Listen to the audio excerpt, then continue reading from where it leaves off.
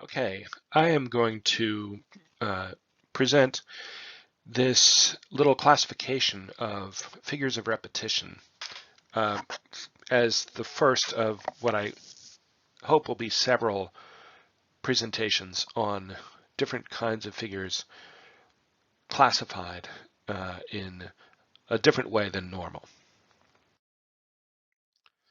So first, let me just again define what a rhetorical figure is, what we mean by a figure. It is an intentional deviation from ordinary language. It is a way in which language asks you to notice it. It comes from the Latin figura, meaning shape or form. Typically in classical rhetoric, there is a distinction between figures of thought and figures of speech. And we might say that irony and metaphor and metonymy and synecdoche, which the rhetorician Kenneth Burke calls the four major tropes, are figures of thought, and others are figures of speech. And the distinction is not really one we necessarily hold with in contemporary rhetoric, but in general, figures, when we say that's a figure of speech, using that cliche, what we mean is that's a deliberate use of language. That's a use of language that is not necessarily a literal, or even if it's literal, it's got some extra dimension. Some people would call it ornamental. I would not, for reasons that I hope will become clear through this and the subsequent presentations. So how are we going to classify figures in this set of presentations? In classical rhetoric, there's no real way to classify rhetorical figures. They just are. There are in fact a number of them, but they have not. There's no one that's emerged. And Forsyth's book kind of goes from one to another in terms of the order that they occur to Forsyth in. He kind of makes a kind of associative logic. Other books on rhetorical figures are encyclopedic, alphabetic. I'm going to talk about figures in two ways. First, in terms of the scale, and then in terms of the pattern. So let me say something about the scale. Figures can take place at very small levels or very large letters. There are some levels. There are some figures that take place at the level of the letter or phoneme, which is pretty much the smallest level you can. The phoneme is the unit of sound. So things like alliteration, which we'll talk about, are letter or phoneme level figures. Others are slightly larger than that. They might be larger than a letter, but still not as large as a word, just a part of a word. Some figures take place at the level of the word, some at the level of the phrase, some at the level of the clause, and some at the level of the sentence, or even higher. So that would be one way, from sort of largest to smallest. Another way to classify them was to think about figures as being either repetition, like things repeat themselves, letters or parts of words or phrases or clauses or sentences repeat themselves, or there are other figures that are exactly the opposite of that. I'll use the term elision, but you could call it subtraction. And there are figures where something is missing. A letter or a phoneme or a part of word or a phrase or a clause or a sentence. And then there are other figures where we substitute one thing for another. There are other figures that are not repetitive but are elaborative. Things become longer than they would be otherwise. And then there are other figures where the main characteristic is the order in which things arrive. And so I'm going to present some classification schemes, basically in which the pattern is the most important unifying element, and then a walk through the different scales on which these figures take place. Okay? So each of these presentations is going to examine a pattern, and each of them is going to go and examine the scale of that pattern from the smallest to the largest. It won't always include all of the scales, because not all of the figures work at all of the scales.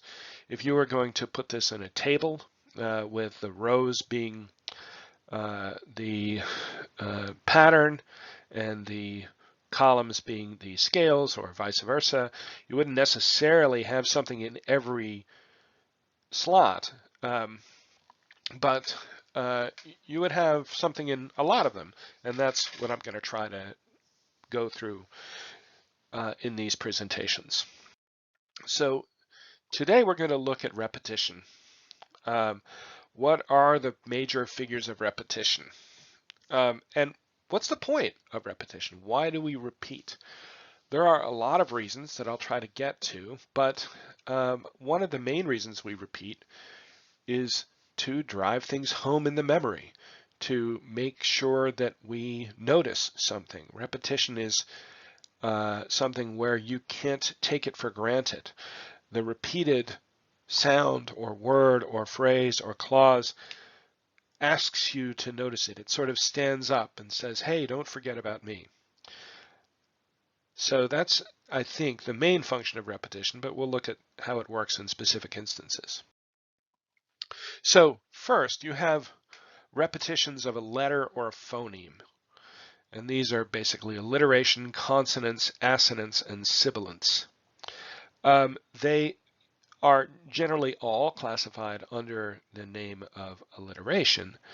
But strictly speaking, alliteration refers to the repetition of sounds in either the beginning of words or the accented syllables of words, not just anywhere. But most of the patterns that we're going to look at are species of alliteration. So the first one is consonants, which is the repetition of consonant sounds. So, oh, I am Fortune's fool, which is a famous line from Romeo and Juliet. Fortune's fool is a consonance of the letter F, of the sound F in that phrase. I am Fortune's fool.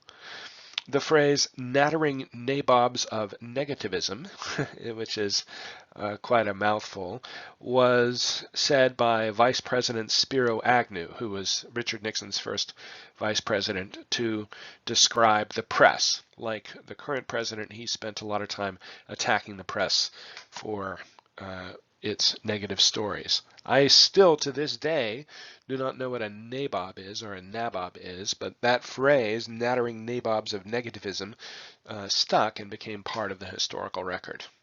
So that's consonants, when you repeat consonant sounds.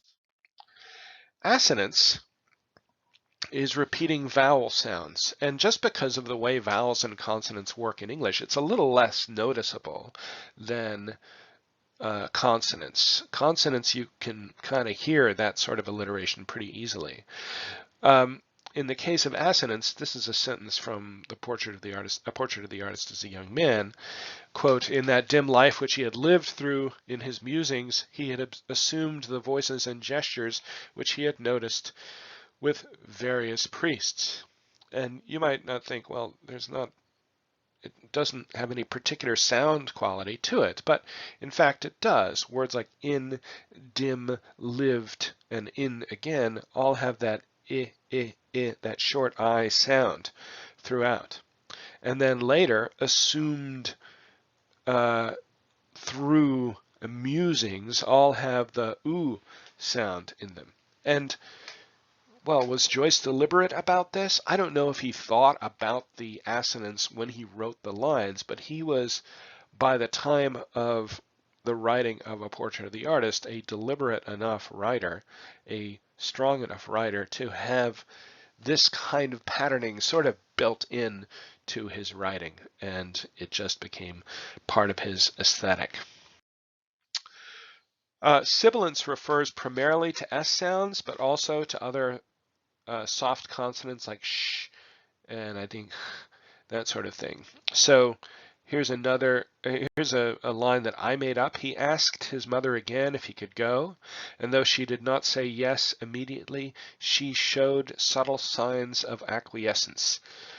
one of the things about alliteration and sibilance in particular is that it can be a little hard to pronounce. Tongue twisters are built around alliteration. In this case, you have both kinds of sibilance, the S sounds of subtle signs and acquiescence, but also the sh sounds of she and she again. She did not, she showed, and she showed. She showed, she did. She did, she showed. You can hear that. But she showed subtle signs of acquiescence is definitely a, something that's close to a tongue twister. Um, Let me say something about rhyme. Rhyme is often a kind of alliteration. It means the end of a word, ending the sounds that end a word will rhyme. And typically we don't want rhyme in prose, although we use it a lot in poetry. And sometimes if you accidentally rhyme in prose, it sounds funny. So in rhyme, typically it's not just that the word ending sounds have to match, but typically the stresses need to match also. So my stress is a phrase that has both syllables stressed, whereas mattress is a word that has just the first mat syllable stressed, whereas tress does not. Listen to it again. Mattress. You hear that? Mattress. Mat is emphasized or stressed, and tress is not. So when you rhyme, you want to try to rhyme with a repetition of the stresses. Another thing to think about if you're rhyming if you're writing poetry, and this is just really a sidebar for the people who are interested in poetry, is that consonants generally rhyme better than vowels. So one and sun rhyme, but moon and room do not. It sounds like they might, but because the consonants at the end of the letter, at the end of the word, are not the same, it's not strictly speaking a rhyme. It's a weak rhyme, and it's even a weak partial rhyme or slant rhyme. Okay, let's move up the scale a little bit. If you repeat words, you are engaged in a number of possibilities. There is epizeuxis, which is simple repetition. Repetition, repetition, repetition, or location, location, location, if you're a real estate agent or a realtor. Just simple repetition, we call it epizeuxis. Why? Because classical rhetoricians like the classical names rather than simply the plain English names. But epizeuxis is just simple repetition. If you have a word or a phrase between two repeated words, that's called diacope. Famously in the James Bond movies, he says, when he asked his name, he says Bond, James Bond, or you'll see, doctor, you'll see, is diacope. Dia means two, and so you have the separation between two things, the word and then the thing in between the word. Another kind of repetition is a repetition of a word with two different meanings, where you say the word, or in some cases imply the word, but it means two different things. I barely had enough room to lay my hat and a few friends. Well, that's weird. It's a joke, and it's by Dorothy Parker. She's saying, lay my hat, right? Put my hat down, and also lay a few friends, meaning sleep with a few friends. So the word lay is sort of implied repeated there. It's actually, this is also a kind of what's called a zeugma, which is a figure of elision. If she had said to lay my hat and lay a few friends, it would be solipsis, which is where you repeat the word, but it has two different meanings. Zeugma is where you kind of fill in the gap left by the absent word. This is really more of a zeugma than a solipsis, but they're very, very close. So is this a figure of repetition? Is it a figure of elision? That depends on how you look at it. And finally, another repetition of words is something called a panalepsis, where you have the word at the beginning and the end of a sentence or phrase. So man's inhumanity to man is an example of a panalepsis. So those are repetitions of words. If you're only repeating a word part, like the word root, we've covered this in class, that's polyptoton. In that dim life which he had lived, that's also from Portrait of the Artist, life lived, the root is the same, but the word is different. And that is a polyptoton. Or if you have another kind of repetition, like where the word function changes, or the word form changes.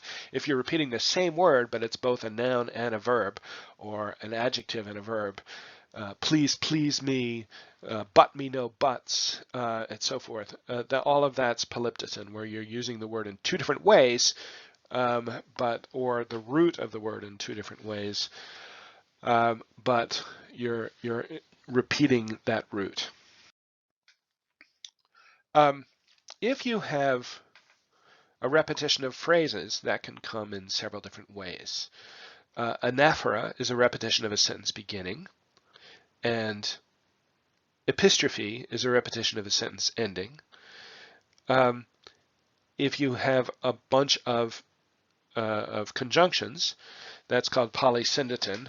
And also, we already mentioned this, a panalepsis, man's inhumanity to man, is a repetition of the beginning and the end of a repetition of a word at the beginning and the end of a sentence. Well, is it a phrase? Sometimes it could be. You could imagine a sentence that had both anaphora and epistrophe, in which case it would be a phrase-based panalepsis. Polysyndeton, as I said, is the repetition of conjunctions. There's something we'll talk about later in the presentation on elaboration, something called isocolon and tricolon that are kind of repetition, but they're basically a repetition of a rhythmic unit and not of the wording itself. But we'll keep that sort of as something we'll mention, that it's also repetition when we discuss figures of elaboration. So just a little bit of a conclusion here. Repetition is great. I don't think students use repetition enough or deliberately enough. You can use it to control rhythm. You can use it to create emphasis. You can use it to structure parallel forms as you're going through a paragraph, something like anaphora or epistrophe will allow a paragraph to be structured in really, really interesting ways. It can connect disparate or different things. So your repetition, man's inhumanity to man, you might get slightly different senses of that. But me no buts. It can give two things that are in different worlds slightly more connection by talking about them in a repetitive way. Like alliteration can do this especially. And also it can make good PowerPoints. As you see here, it controls, it creates, it structures, it connects, it makes. That's a kind of anaphora. So a bulleted list, if you use parallel form, a bulleted list is really a sort of anaphora. So thanks.